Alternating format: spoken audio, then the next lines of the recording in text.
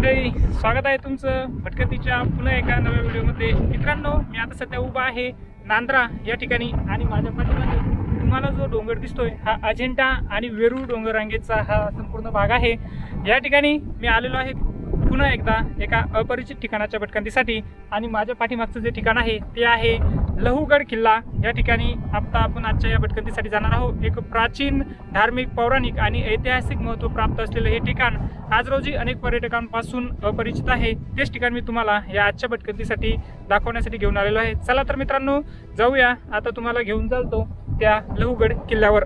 पुढे जाण्यापूर्वी आपल्या भटकंती सह्याद्री समूह यूट्यूब चॅनलला सबस्क्राईब करा व बाजूची घंटी दाबा, जेणेकरून तुम्हाला भटकंतीचे नवनवीन व्हिडिओ लवकरात लवकर मिळतील।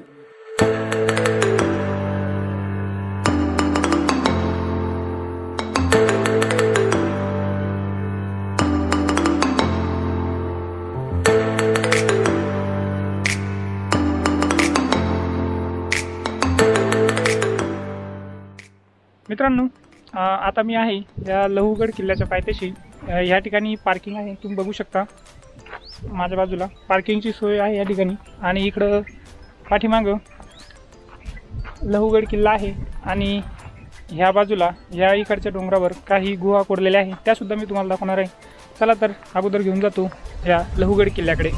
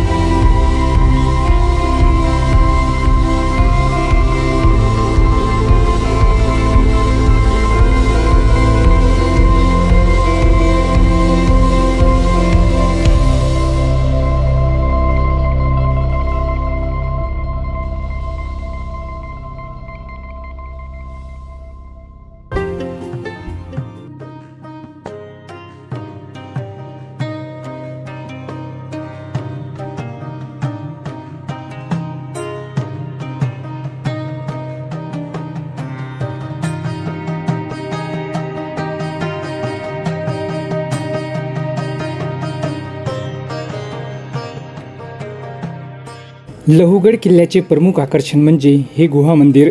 याला रामेश्वर किंवा रुद्रेश्वर मंदिर असे म्हणतात। हे कोरीव खांब असणारे शिवमंदिर म्हणजे एक वेगळ्याच अभ्यासाचा विषय आहे।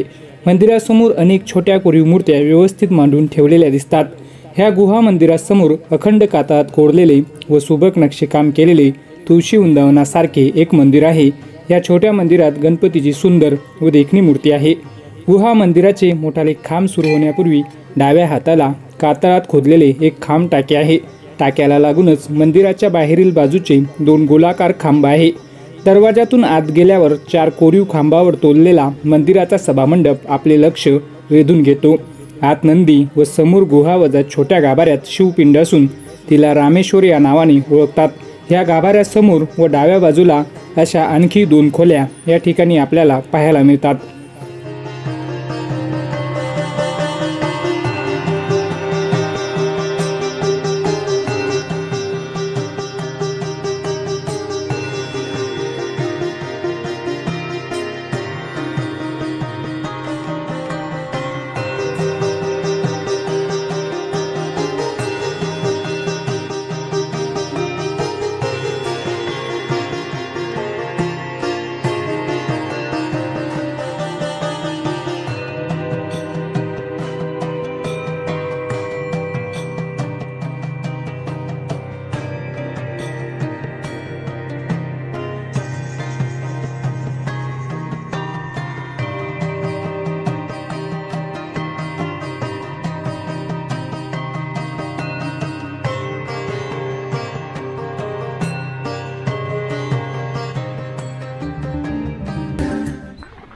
मित्रांनो, आत्ताच तुम्हाला ह्या ठिकाणी त्या कातळात कोरलेल्या गुहेमधलं रामेश्वराचं मंदिर दाखवलं आणि ह्या जे पायऱ्या आहे, आता आपण या ठिकाणावरून गडावरती जाणार आहोत.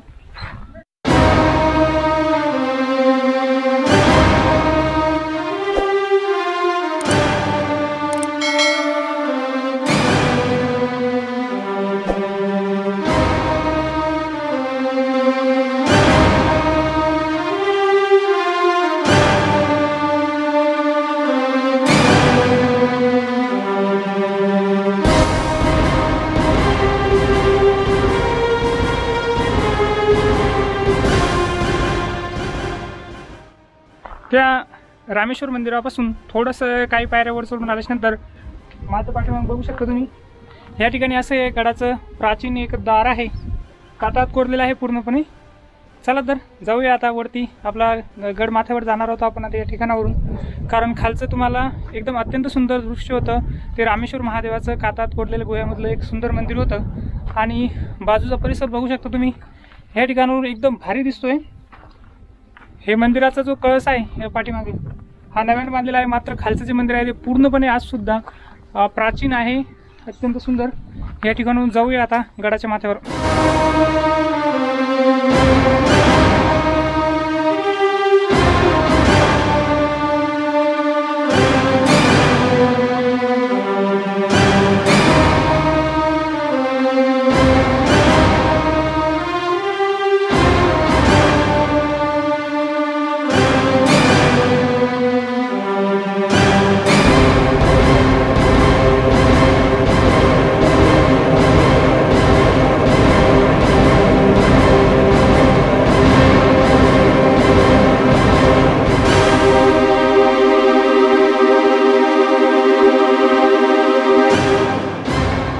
मित्रांनो, ह्या ठिकाणी तुम्ही बघू शकता माझ्या पाठीमागं काही खांबटाके आहे आणि गडाच्या या माथ्यावर अजून काय काय आपल्याला बघायला भेटणार आहे ते मी तुम्हाला नक्कीच दाखवतो. माझ्यासमोर सुद्धा या ठिकाणी काही खोदलेले पाण्याचे टाके दिसते आपल्याला. गडमाथा जास्त काही मोठा नसेल या गडाचा, कारण खूप छोटा गड आहे, मात्र जे काही आहे ते तुम्हाला नक्कीच दाखवतो.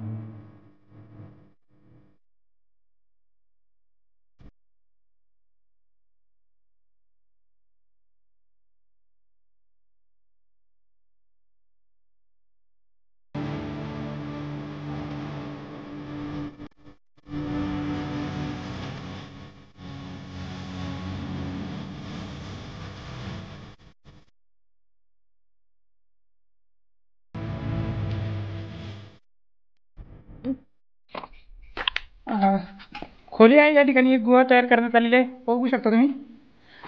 ह्या इकडचा जो हा भाग दिसतोय या बाजूचा, ह्या इकडच्या भागावर लक्ष ठेवण्यासाठी कदाचित या ठिकाणी खोली तयार करण्यात आलेली असावी. आणि ह्या ठिकाणून सुद्धा काही पायऱ्या आहे ह्या ठिकाणी, त्या आता सध्या बंद आहे त्या पायऱ्या. तुम्ही बघू शकता इकडं आतमध्ये की किती प्रशस्त आहे ही खोली तयार केलेली गुहा. या ठिकाणी सुद्धा त्याला दोन एक खिडक्या टाईप केलेला आहे, संपूर्णपणे कातळात तयार केलेला असून 2 खांब तिला या ठिकाणी आहे.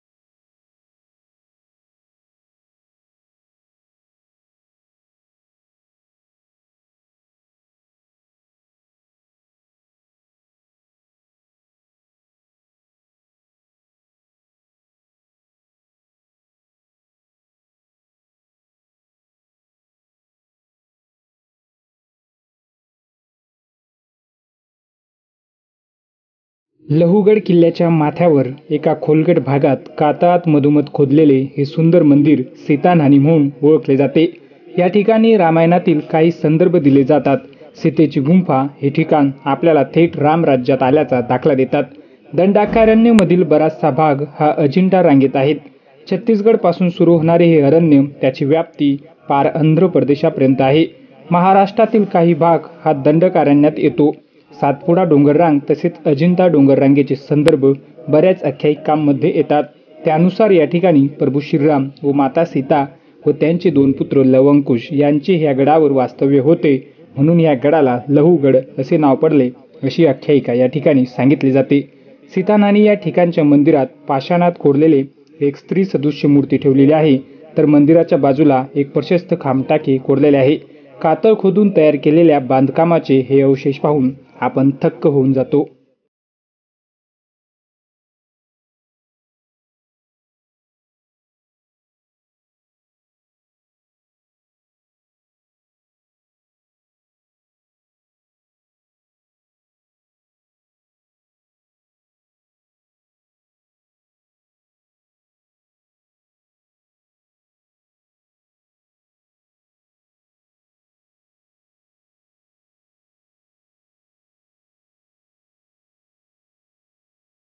आता जवळपास आपला संपूर्ण गड फिरून झालेला आहे. ह्या गडावर 17 ते 18 काही खामटाके आणि काही साधे पाण्याचे टाके आपल्याला पाहायला मिळतात. पलीकडच्या साईडना औरंगाबादकडून येणारा जो भाग आहे तिकडचा अंजनडोहकडचा, त्या ठिकाणून एक गुहा आहे आणि एक सीतान्हाणी म्हणून या ठिकाणचं एक प्रसिद्ध ठिकाण आहे, ते सुद्धा मी तुम्हाला दाखवलं. आता हा जो आपला लहुगड आहे, लहुगडच्या समोर एक टेकडी आहे, त्या ठिकाणी मी सुरुवातीला तुम्हाला एक गुहा आहे ती गुहा तुम्हाला दाखवतो आणि त्या ठिकाणावरूनच तुमचा निरोप घेतो. हा लहुगड किल्ला औरंगाबाद शहरापासून साधारण 40 किलोमीटर आणि फुलंब्रीपासून अंतर मला माहीत नाही, मात्र जवळच असेल, कारण जातेगावपासून 7 ते 8 किलोमीटरवर हा गड असेल लहुगड. ह्या ठिकाणी अत्यंत सुंदर हा गड आहे. छोटा आहे, साधारण अर्ध्या तासामध्ये आपलं संपूर्ण गड फेरी आणि खाली रामेश्वर महादेवाचं दर्शन सुद्धा होऊन जातं. तुम्ही बघू शकता की या ठिकाणी नव्याने अनेक वृक्षारोपण करण्यात आलेलं आहे, अनेक झाडं या ठिकाणी लावण्यात आलेले आहे. ज्यावेळेस हे मोठे होतील त्यावेळेस या गडाचं सौंदर्य नक्कीच अजून चांगल्या प्रकारे खुललेलं आपल्याला बघायला मिळेल. तुम्ही बघू शकता की हा इकडचा या ठिकाणी एक दरी आहे खोल आणि पलीकडच्या साईडला सुद्धा एक दरी आहे. या दोन्ही दरींच्या मधामध्ये हे लहुगड किल्ला बसलेला आहे. औरंगाबाद जिल्ह्यातला एक अपरिचित दुर्ग, कारण ह्या जी घाटवाटा आहे या अजिंठाच्या घाटवाटावर लक्ष ठेवण्यासाठी हा किल्ला त्या काळात बांधला गेला असावा. या ठिकाणी माझ्या पाठीमागे तुम्ही खाली बघू शकता हे रामेश्वर महादेव मंदिराचा आपल्याला या ठिकाणावरून दिसतो. मित्रांनो, हा गड पावसाळ्यामध्ये या गडाचं सौंदर्य अत्यंत सुंदर प्रकारे खुललेलं असतं. निसर्गाचं एक चांगलं रूप, अद्भुत रूप आपल्याला या ठिकाणी बघायला भेटतं. त्यामुळे तुम्ही तुमच्या परिवारासह या किल्ल्याला एक वेळ तरी नक्कीच भेट द्यायला हवी, कारण धार्मिक, प्राचीन आणि ऐतिहासिक वारसा लाभलेला हा लहुगड किल्ला आपल्याला एका दिवसाचा आनंद नक्कीच देतो आणि हा गड खरोखर खूप सुंदर आहे. चला तर मित्रांनो, आता तुम्हाला त्या समोरच्या त्या ठिकाणी घेऊन जातो. शॉर्टकट एकदम कमी वेळामध्ये तुम्हाला मी तिकडची जी गुहा आहे ती दाखवतो आणि त्याच ठिकाणावरून तुमचा निरोप घेतो. तुम्ही ह्या लहुगडाला मी पुन्हा एकदा सांगतोय की हा एक अपरिचित दुर्ग मोजक्याच लोकांना माहिती आहे. लहुगड किल्ला आपण 2 ठिकाणाहून येऊ शकतो, एक तर फुलंब्रीवरून किंवा औरंगाबादकडून तुम्ही चौक्याहून सुद्धा येऊ शकता किंवा पळशी मार्गे सुद्धा या ठिकाणापर्यंत तुम्ही येऊ शकता. ह्या नांद्रा हे पायथ्याचं गाव आहे, जे माझ्या बाजूला या ठिकाणी आहे आणि आपण जर का औरंगाबादकडून आलो तर आपल्याला अंजनडोहवरून आपण ह्या ठिकाणी येऊ शकतो. रस्ता आहे पूर्णपणे बनलेला आणि पायथ्याशी ज्या ठिकाणी पार्किंग आहे तिथून आपण साधारण 10 ते 15 मिनिटांमध्ये गडमाथ्यावर येऊन पोहोचतो. जास्त काही अवघड नाही आहे, तुम्ही सहज येऊ शकता. मात्र या ठिकाणचं वातावरण नक्कीच खूप एकदम आल्हाददायक आहे आणि मनाला एकदम अत्यंत निसर्गाचं सौंदर्य दाखवणार आहे. मित्रांनो, चला तर ह्या ठिकाणावरूनच आता ती गुहा तुम्हाला दाखवल्याच्या नंतर तुमची रजा घेतो. तुम्ही जर चॅनलवर नवीन असाल तर नक्की चॅनलला सबस्क्राईब करा व बाजूची बेल आयकॉन सुद्धा नक्की दाबा, जेणेकरून तुम्हाला आपले असेच येणाऱ्या नवनवीन अपरिचित ठिकाणाचे व्हिडिओ लवकरात लवकर मिळतील. आणि तुम्हाला हा आजचा व्हिडिओ कसा वाटला ते नक्की कमेंट करून सांगा आणि व्हिडिओ आवडल्यास लाईक व शेअर करायला अजिबात विसरू नका. चला तर मित्रांनो, भेटूया आपल्या पुढच्या व्हिडिओमध्ये. धन्यवाद.